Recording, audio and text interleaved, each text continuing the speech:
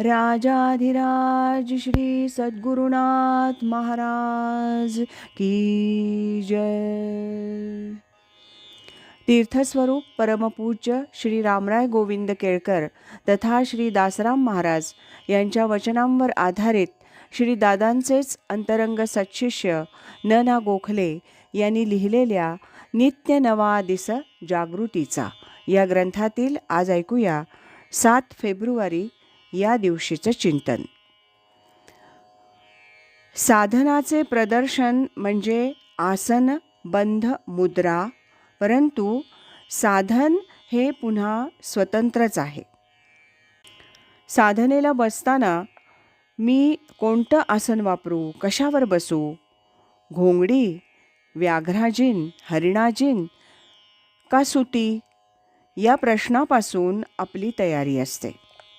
मग पद्मासनात बसू का अर्ध पद्मासन चालेल, का नेहमी मांडी घालून बसतो तसं बसलं तरी चालेल, इथपर्यंत शंका असतात.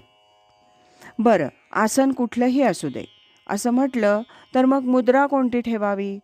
ज्ञानमुद्रा उत्तम का गायत्री जपाच्या अगोदर ज्या 24 मुद्रा सांगितलेल्या आहेत त्यापैकी एखादी ठेवावी लागेल? बंध म्हणजे श्वसनाचा विरोध करण्यासाठी प्रयत्न कसा करावा? जालंधर बंध चांगला की मूलाधाराशी वज्रासनात बसून बंध लावू? असे अनेक प्रश्न पडतात की जे अनाठायी आहेत.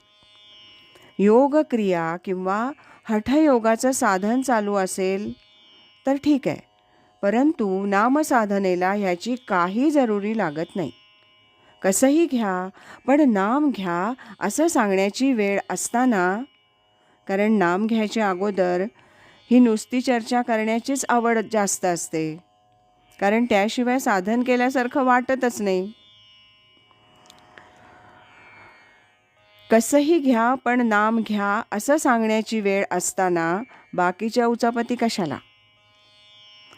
आणि खरं सांगायचं तर साधन हे अंतःकरणापासून व्हावं लागतं.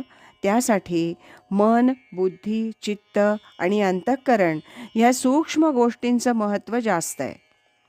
त्या जितक्या अनुकूल होतील तितकं साधन चांगलं होईल. अनुग्रह देताना सद्गुरू या गोष्टी अनुकूल करून देतात, म्हणून त्याला अनुग्रह. प्रतिकूल ग्रह अनुकूल करून दिल्यानंतर साधन स्वतःच करावयाचं आहे. मनात अधिक चैतन्याचं चिंतन म्हणजे साधन म्हणता येईल का?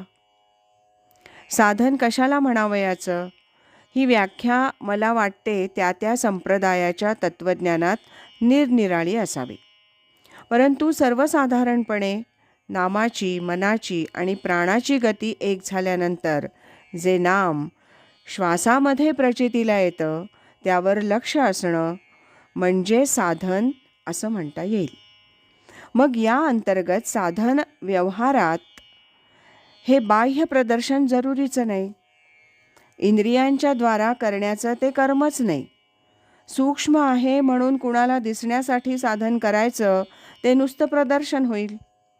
पद्मासनात 3 तास डोळे मिटून ज्ञानमुद्रा लावून बसला आणि आत्ताच सांगितलेली ऐक्यता जमली नाही तर फक्त झोप येईल, नामाचं साधन होणार नाही. साधन होण्यासाठी प्रथम नाम घ्यायला हवं. गुरुकृपेनं पुढचं साधन घडू शकेल. राजाधिराज श्री सद्गुरुनाथ महाराज की जय.